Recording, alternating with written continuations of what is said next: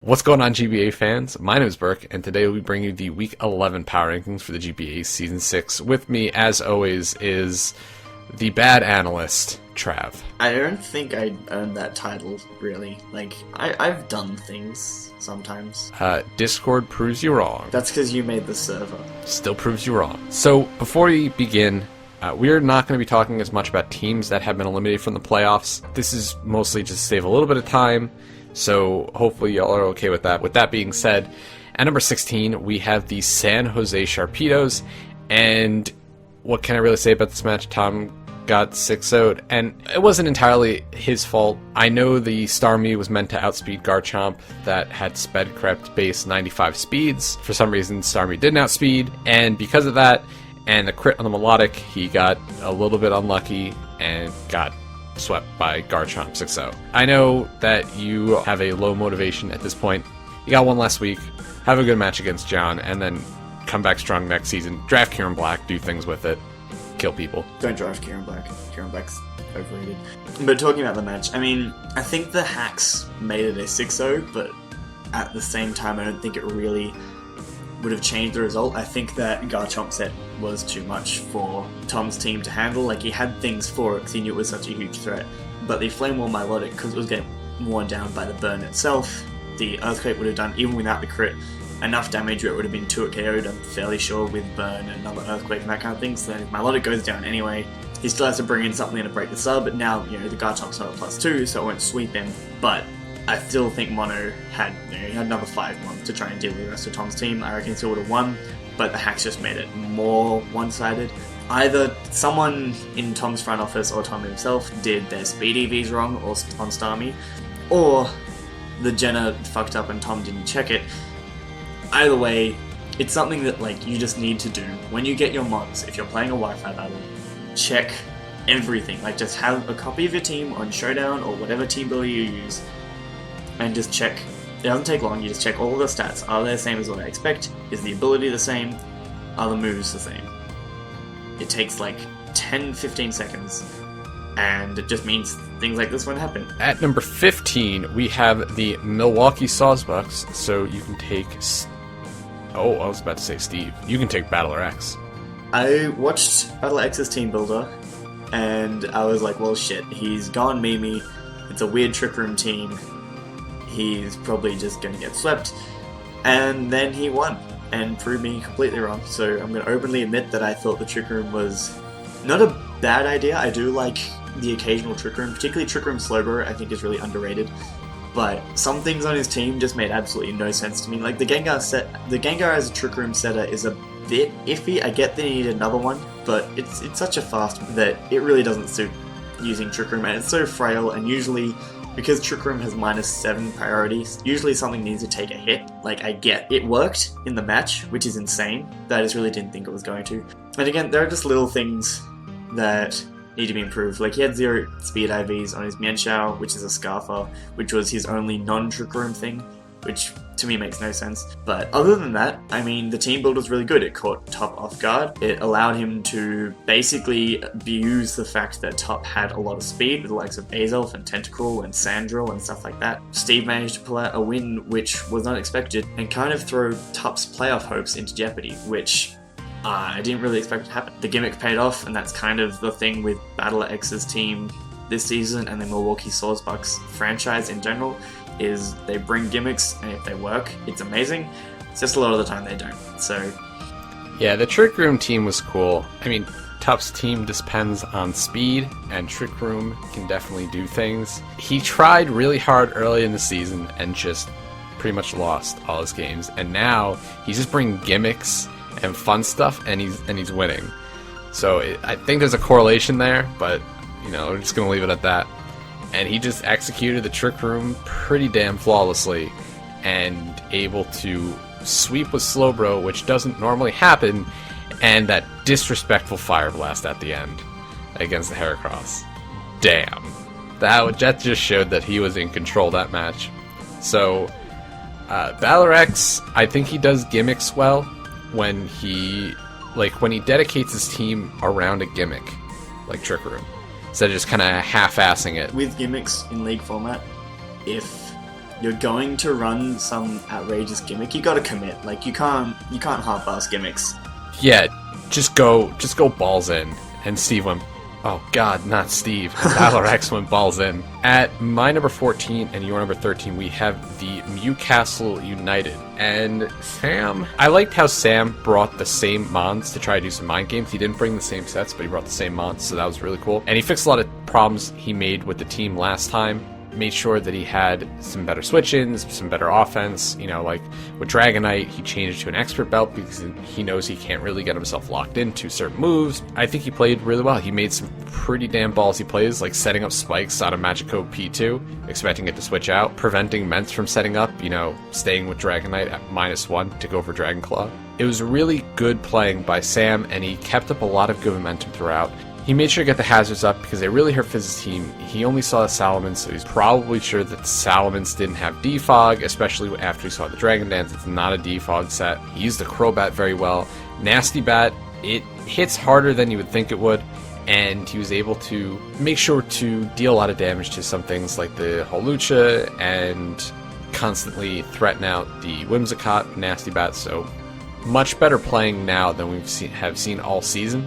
Now, I think he's gotten used to the team, and he's finally identified a lot of the problems that he's had with planning and some of the mons he has, like the Mega Manette. He's playing very good, and he played this game very good. The thing is, we all know that Sam is a fantastic battler from his record in the D-League, in the PPL, stuff like that, and it's taken him a long time to sort of get used to this draft. And you'll notice there's a lot of mons that he's not bringing, so like Varuzion doesn't get brought very often, Mega Bayonet's only been brought like once or twice. And it's just those sorts of things where he underestimated how difficult those are going to be to use, I think. But now that he's comfortable, or more comfortable with his team at least, he's playing so well. Like, he's outplaying and out-prepping people who we had ranked really highly in these, because he is actually just that good. It's unfortunate this season, you know, his draft wasn't what he wanted, and he's had a bit of time pressures and that kind of thing.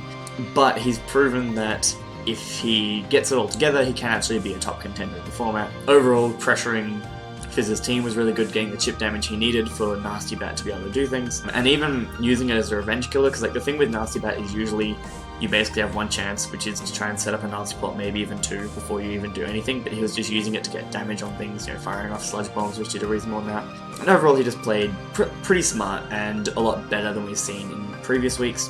One, like, really big thing I thought was great was that Dragonite set, because he said in his team builder, he specifically ran moves to try and imply that he was banded. Like superpower, you're thinking banded, and then he ran the expert belt, so in case there was a roll with P2 where it had to be like adamant band, for example, for it to kill, or, you know, adamant boosting item, he had the boosting item, so it could be that roll. And that's something I've seen a couple of people do in the format, is run either a type boosting item, like, you know, the Dragon Fang, Fist Plate, all that kind of jazz, or run Muscle Band, or just random things like that, just to change the rolls slightly so that people know you have a boosting item, and so they might think you're choiced.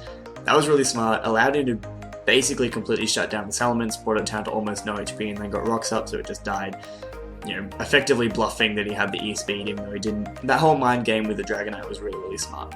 My number 13, your number 14, with the San Francisco Giants. So, talk about Geo. I kind of expected this game to go to timeout when you looked at the two team builders. Well, I mean, Coop doesn't upload a team builder. When you looked at his team, you could see that both teams were very bulky. Basically, this match was just Geo getting outplayed, and like his prep pretty much got predicted by Cooper, like the Scarf Zapdos, Cooper expected. The Subcombine Cresselia could have done things, but I think the main thing is Geo kind of used it a little bit too early.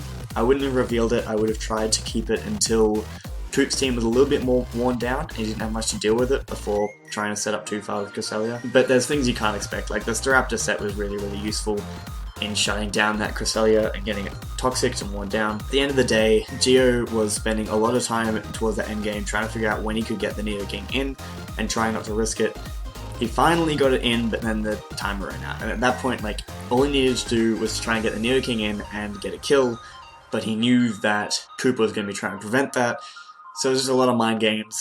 Probably left it a little bit too late. If he'd managed to get it in a little bit earlier, he might have actually won this match. I mean, it was just really close. And yeah, he just got out prepped by Koopa, basically. Yeah, I mean, I like how he realized that Zapdos is a big threat to Cooper's team, but like Cooper was very prepared for Scarfdos, and that's the problem with running an offensive electric type against Cooper's team. Like, electric ice coverage hits his team hard, but he's got a lot of switch-ins, and running a Scarfer just kind of limits the amount of offensive pressure it can have, just because, you know, like, oh, he goes for HP Ice, well, I switch into Empoleon, and it's now choiced, and now what can you do? It goes for Thunderbolt, well, I go into Gliscor, and now it's choiced. Now he's got to be forced out. And, I don't know, maybe something that wasn't choiced would have been a little bit better. E-Belt, pretty much anything to try to not get put in a situation where he's constantly forced out. I mean, he did get a little bit unlucky, you know. The fact that Modest Thunderbolt didn't kill the Staraptor, I think he got one of the lower rolls. Still, I mean, like, he made some questionable plays, sacking off Metagross to the Gliscor to try to get some damage off on it, which just completely backfired. He got up prepped, and this is what happens when your opponent's prep is really good.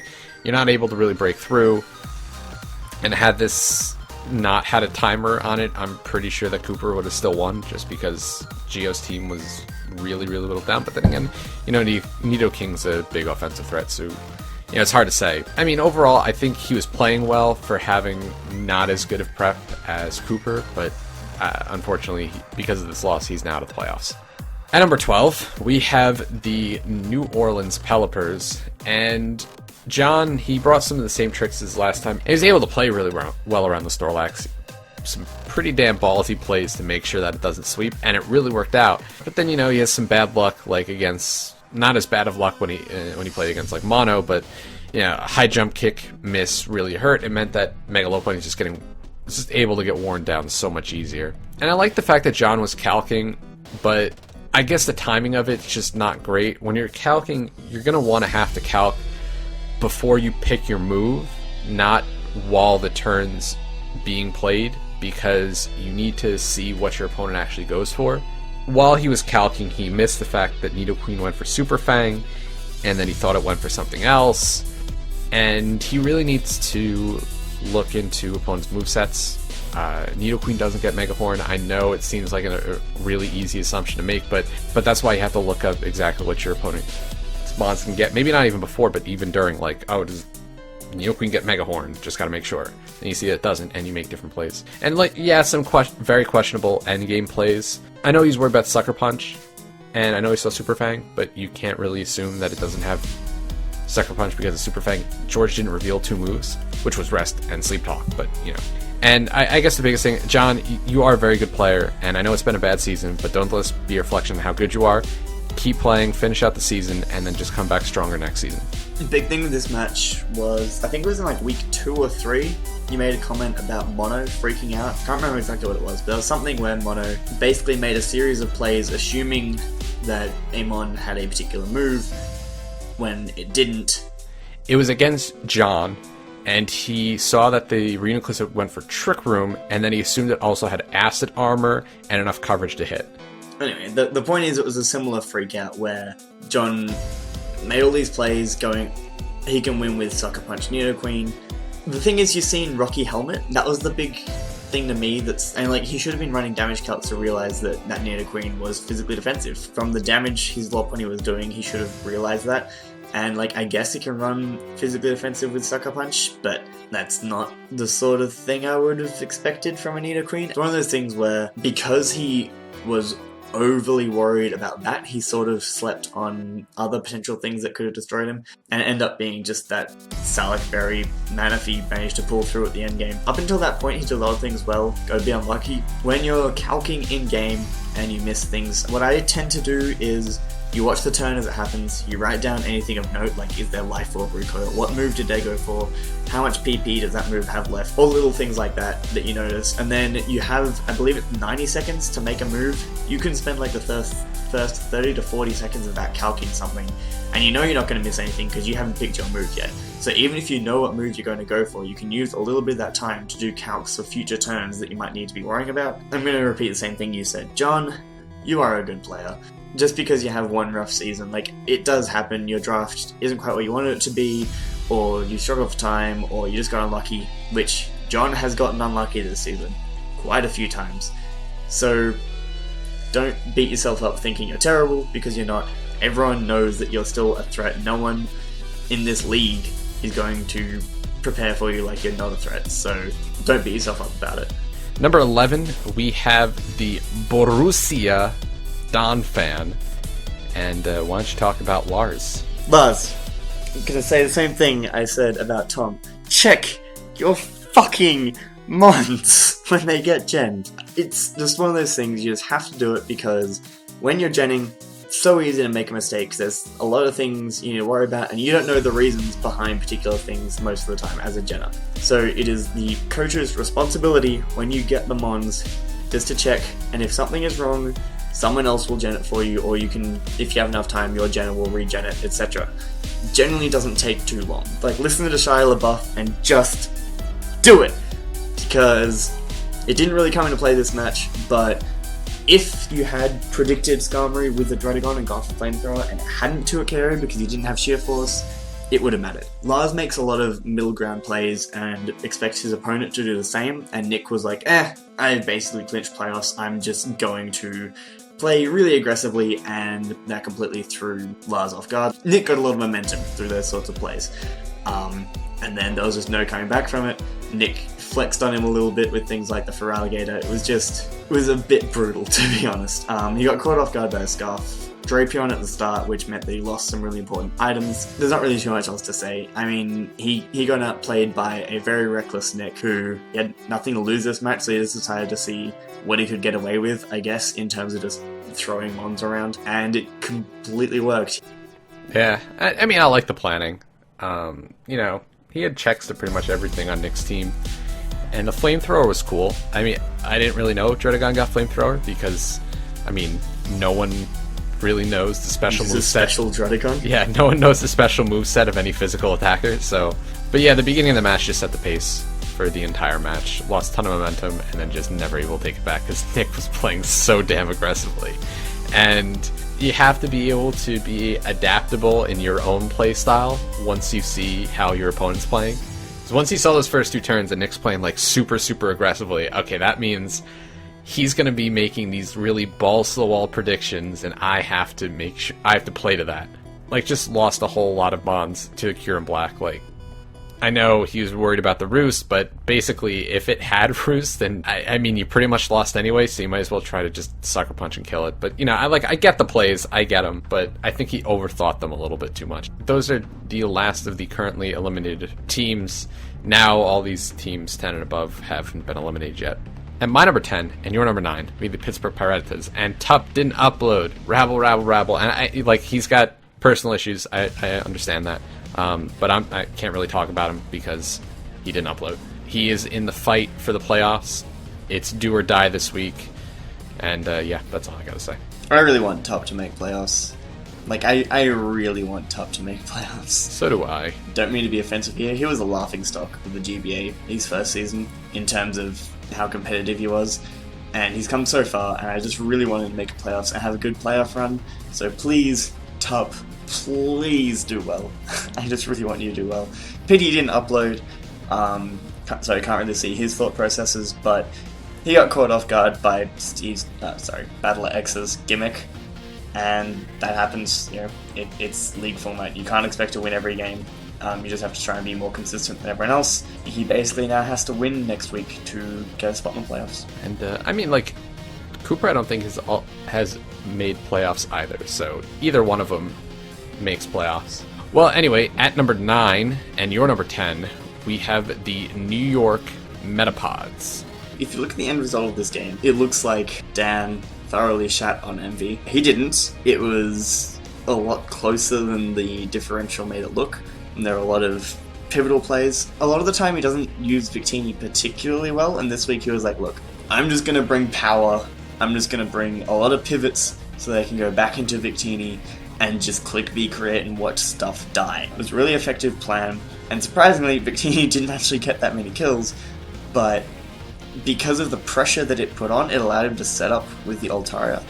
It's been good to see Dan move from this really bulky playstyle early in the season, who's bringing lots of Chansey, Rotom Wash, Ferrothorn, bulky Mega Altaria, and it wasn't really working for him. We've seen it work for him in previous seasons, but this season just wasn't working out the same for whatever reason.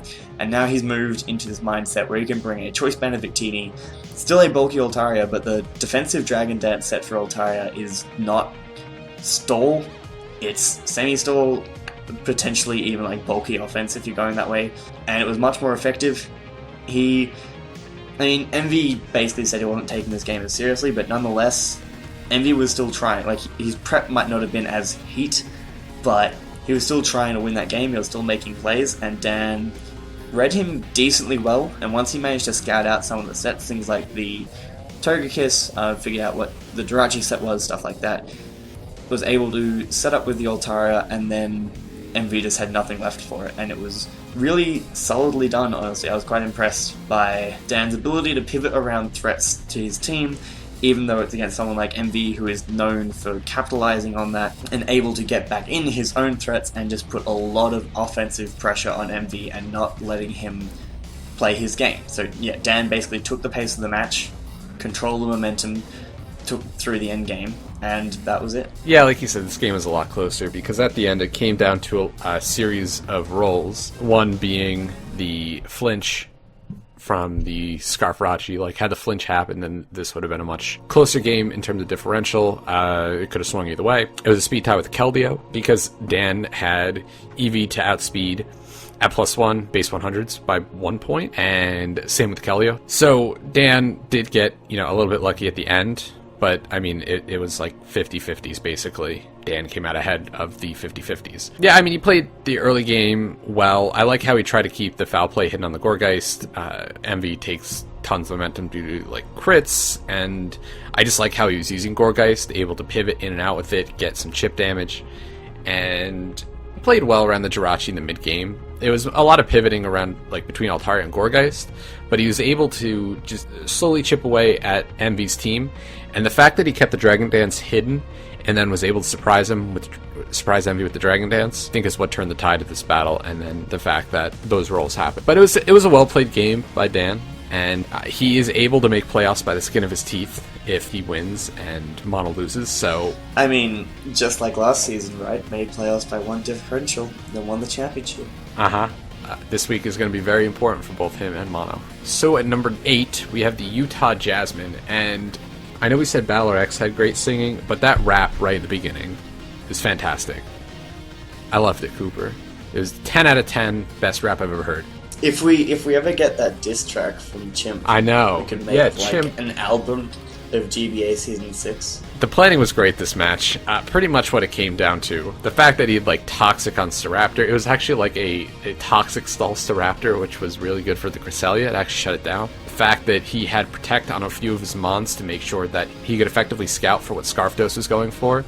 Because even if he didn't have Protect, he could play around it by, making certain switches, but that would require him to predict. And the Protects on things like Gliscor made sure he didn't have to predict. Just go for Protect, see what he does, see what he locks himself into, and then just go into the appropriate switch in. It was like he never really made many plays to gain large amounts of momentum. It was just let Geo's team get worn down, except staying in with the Staraptor on Zapdos, getting the low roll, and then killing it outright with a double edge.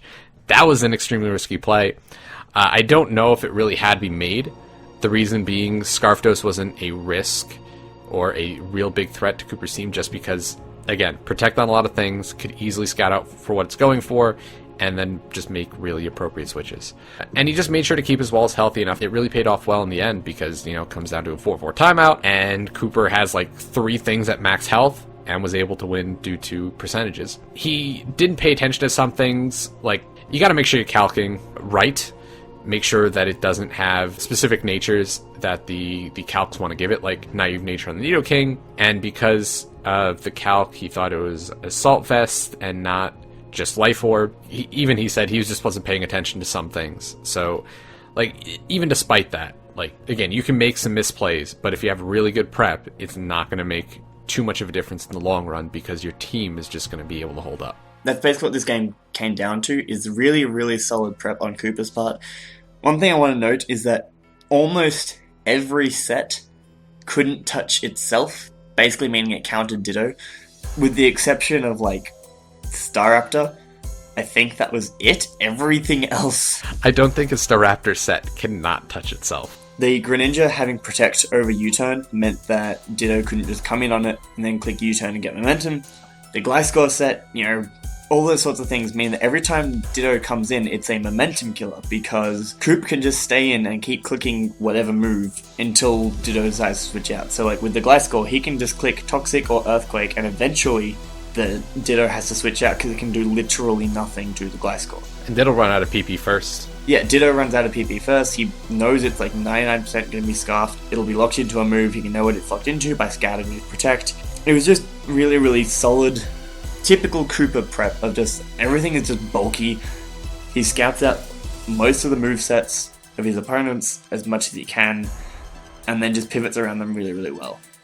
That Staraptor set was just insane. Like, you mentioned it was this kind of set which it wasn't like insane heat, it wasn't a special Staraptor or whatever. It was just able to do things that no Staraptor should be able to do. Like, Staraptor should not be able to beat Cresselia 1v1. That just shouldn't happen.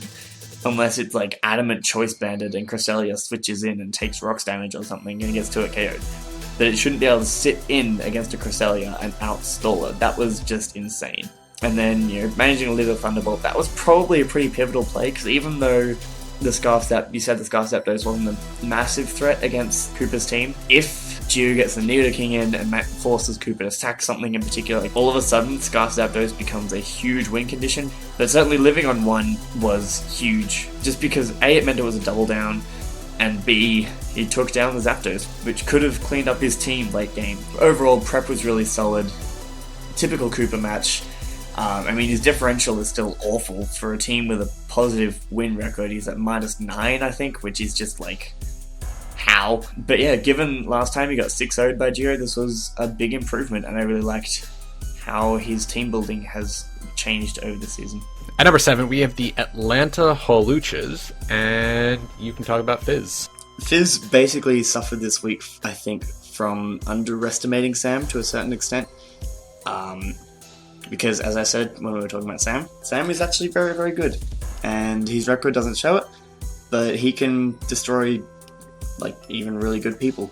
Looking at Fizz's team, it was pretty simple, wasn't as thought out as it had been in previous weeks, and it really cost him. He didn't have any hazard removal against a team that can hazard sack pretty well. I think the Salamence could have been a really big win condition, except for the fact that it got destroyed by Dragonite, but that was more of a good play on Sam's part. His team took a lot of chip damage, and that's one of those things that we mentioned at the start of the season. His hazard removal isn't fantastic, and his own hazard setting is awful insofar as he only has one Stealth Rocker, and so he's usually going to end up losing Hazard War, and with mons like Volcanion and Salamence, that's usually not what you want to happen. He needs to try and figure out a way of either preventing the opponent from setting up hazards, or trying to get rid of them without losing too much momentum. Because in other weeks, he's had issues where if he clicks Defog with whatever his Defogger is, then he loses a lot of momentum and they switch into that counter. The Magic Coat P2 is really, really cool. It's one of those sets that I really like. But unfortunately, he sort of used it on the wrong terms, insofar as he could have bounced back spikes against Sam, which would have helped level the playing field a little bit. The spikes being up on Fizz's side just meant that things got put in range of the likes of Crobat, Crocodile, etc. And he wasn't able to whittle down Sam's team enough. It was a game of chip damage, and in a game of chip damage, Fizz's team pretty much loses. In the game of chip damage, you either win or you die. It seems that Fizz was much less prepared for this match, and I don't think he realized how important the P2 was. Let it get whittled down too much and then die to his superpower. This P2 just walls things for days and days, and it just could have done a lot more, and a lack of hazard removal just really hurt Fizz. I get the Magikarp P2. It's not a magic bounce user, so he got played by the E-Belt Dragonite. That was just really good prep on Sam's part. I guess he just didn't consider all that Sam could have brought, and got caught off guard a lot, like Roaron Suicune, which is a relatively standard bring. With hazards up and Fizz having to switch constantly, it was just, he wasn't able to send Sam's team, and he did lose, and he is clinched for the playoffs, so this next week isn't entirely important in terms of, getting into the playoffs, but it might make a difference in who he plays first round. At my number 6 and your number 5, we have the Tampa Bay Loose Weights, and that's still funny for some reason I can't quite explain, and Mono. Mono definitely had the team matchup. Mega Manectric just kind of tore Tom's team a new asshole because Tom doesn't really have things to deal with really strong electric types. Mono, okay, alright. Are you blaming me for the wrong HP? Because it has to be divisible by 4. I don't know, did I say something to you that led you astray? Because you're blaming me for something. I don't understand why. Aside from that, it was really solid planning. I like how he scouted for the Mirror Coat early game for the Melodic, making sure I'm going to go for Sludge Bomb instead of the Giga Drain, so I know if the Melodic has Mirror Coat. The Mispredict mattered more with the Haze.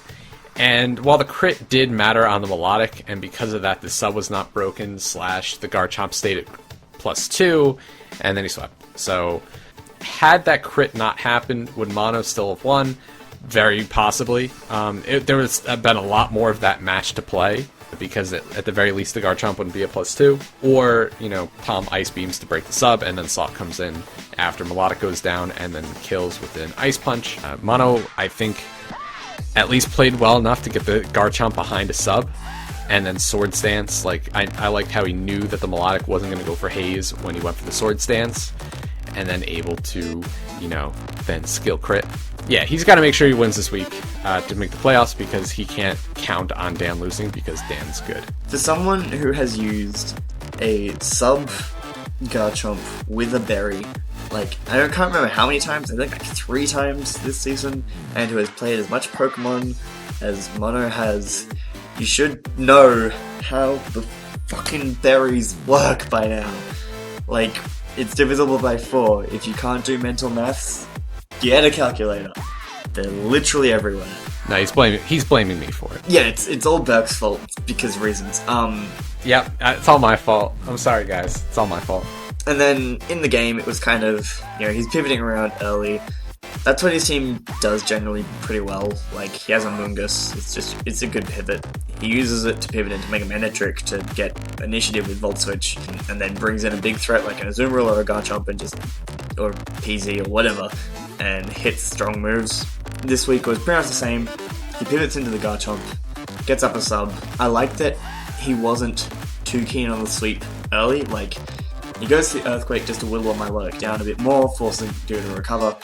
When he sees the Haze, he goes, well, now Milotic pretty much has to recover. Goes for the SD on the Milotic's recover, and then crits it, and that's basically game, because Tom had a misgenned or miscalced or whatever Starmie. Yeah, there's not really much else to talk about in this match. He got a 6-0 sweep with a sub SD Garchomp. It just does so much damage to everything. It's this fucking Garchomp. Garchomp's cool, people. It's a dragon, little people. You're a dragon, not a people. Got him. On all levels except physical, I am a dragon. So at my number 5 and your number 6, we have the San Francisco Arcaniners. So you can talk about George.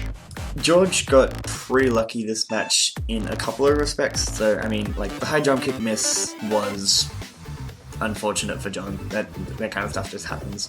The more lucky thing was John sort of playing around Sucker Punching a Queen even though he didn't have it, putting George in a position where he could actually win the game with the Salaciberry Manaphy.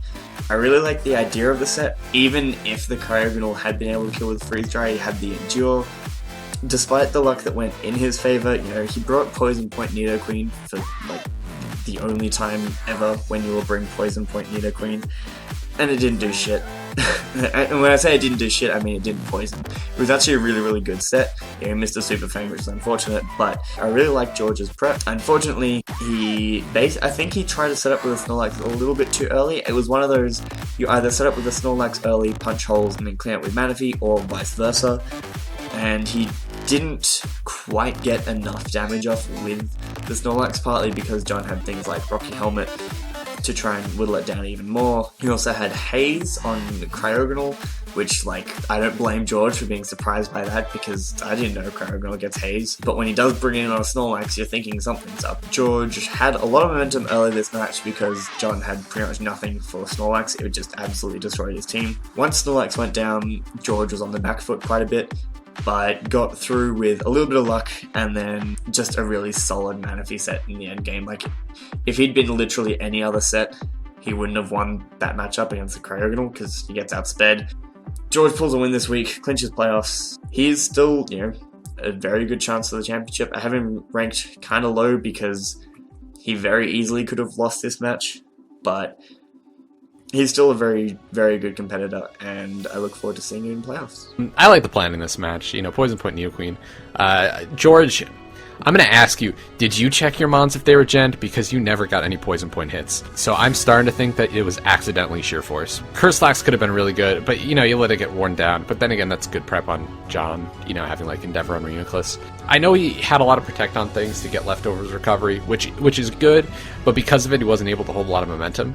It's just, he's constantly protecting, giving John the ability to get free switch-ins to things. I mean, he got lucky that he was actually able to kind of bluff that he had Sucker Punch on Nidoqueen to basically win the game. Preserve Manaphy at high enough health so it could live at Freeze Dry, and, Tail Close Salac Berry Manaphy actually worked, so really good. For a lot of the match after Snorlax went down, it looked to be in John's favor. Going to playoffs, the games haven't been decisive for George much this season. It's come down to a lot of rolls. It's come down to possible misplays on the opponent's part. I think it's going to be a very close playoffs for him. I know he's going to be really gunning for the title this season because of how close he was last season to getting it. So at number 4, we have the Real Marill. It was solid planning this week, except for the fact that he overlooked Baton Pass Scolipede, which I know that Chimp hasn't brought very often, but that's one of the reasons people draft Scolipede, is to get Sword Stances and Baton Pass out.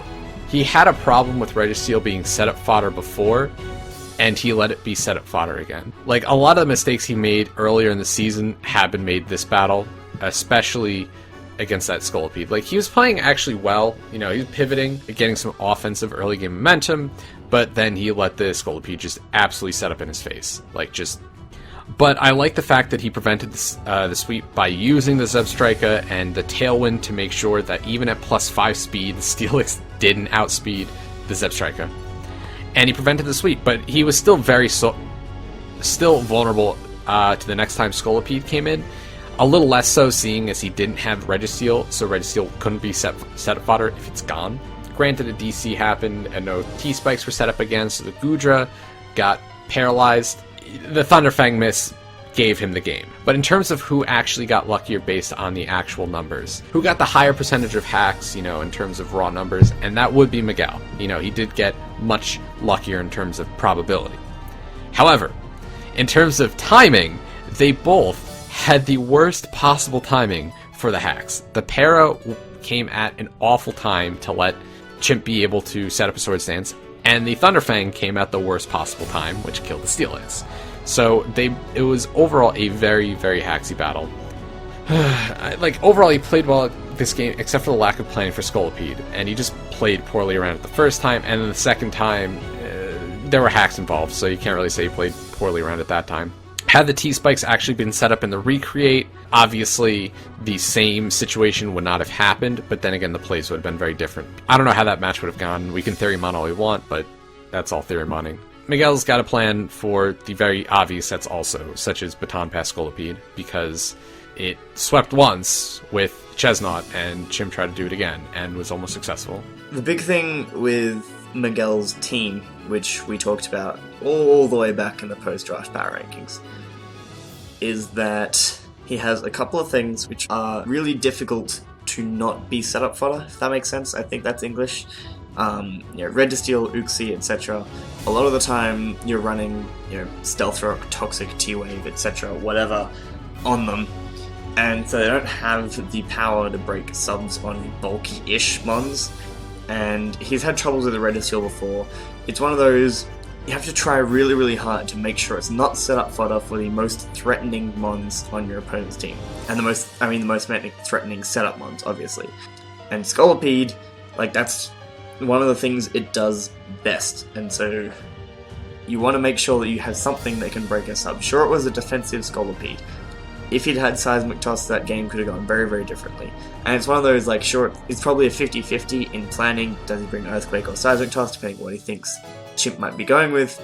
He got unfortunate with the Para, but, it's a 25% chance to Para, and Chimp was subbing constantly, banking on either that, or Miguel to go for a Fire Blast and miss. It was one of those, he needed like one power out of 2 or 3 turns, I think, and Chimp got it, but then missed the Thunder Fang. It was just a Haxie battle, and Haxie battles are never fun to have to try and talk about, and they're never fun to try and play. I'm sure both teams would have preferred to just have no hacks on either side, but that's not how Pokemon works. Planning was generally pretty good. Since he had a terrible start, Miguel's been playing a lot better. I think the UCL has really helped him get his motivation back for Pokemon, and he can potentially win it from here. Anyone in playoffs, you're not writing them off, because most of the coaches we have this season are really, really good. At number 3, we had the San Diego Chimchargers. I honestly don't have too much to say about Envy, because, the main reason I moved him down is because Nick played really, really well. Envy lost to a couple of rolls, a 60% thing with the flinch, and then a speed tie, which is 50-50. And he also basically said in his team builder that he was bringing an atypical team for him, a team where he didn't embrace any of the gimmicks he normally runs because he didn't want to reveal them because he has playoffs coming up, and that's all well and good. It just cost him a game. I like the planning. I like the synergy between Rest on Ampharos and Heal Bell on Togekiss. It's pretty good. Brought a lot of T-Wave Mons. Try to slow down Dan's team because it's like super fast already. And he held a lot of amount of momentum in the early game with Volturn. Some hacks helped, flinches and whatnot. The crit on the Blastoise. And he was making a lot of aggressive doubles this match to get Heal Bells off and momentum, but he didn't expect Dragon Dance and Altaria because he saw Body Slam and it was especially defensive. But, the defensive King DDD set in OU is relatively standard for Mega Altaria, and just because it wasn't physically defensive, it was especially defensive, doesn't mean you can't see that coming. Defensive Dragon Dance Altaria is a very good set. And he lost all 3 of his rematches, so playoffs are mostly rematches, so hopefully this doesn't become a problem in the playoffs. At my number 2 and your number 1, we have the Philadelphia Scizors. And for those of you saying that I was going to say Steelix is a bad mon for Speed Pass and whatnot, you're goddamn right. It's not good for this. Chimp planned so well for it to get the Speed Pass. And that's what you need to do when you've got a mon that's not ideal for getting a Speed Pass sweep, because outspeed this Scarf, the Zebstrika, it needed 5 speed boosts. It needed to be +5 to just outspeed a Scarf Zebstrika.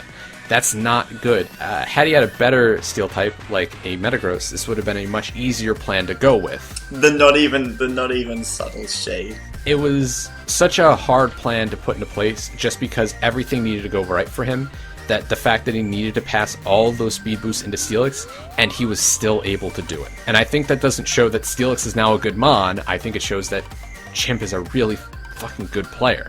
I like how well he used the Aerodactyl. Regular Aerodactyl never gets any use, but it can actually do things, and it did pretty well. And he was almost able to win outright with Steelix had the Tailwind not been there, but that's much more good prep on Miguel's part. Like, had he had sub on Steelix instead of, like, Rock Polish, I think that game would have just been completely over, because it wouldn't have mattered for the Tailwind. You set up a sub on the Registeel, basically, and then you just proceed to sweep.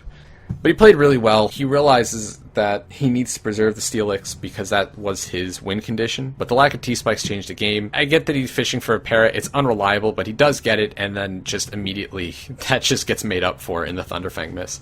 Like, it was a good plan. Unfortunate that, like, the hacks wasn't in Chimp's favor, but again, you can't rely on hacks.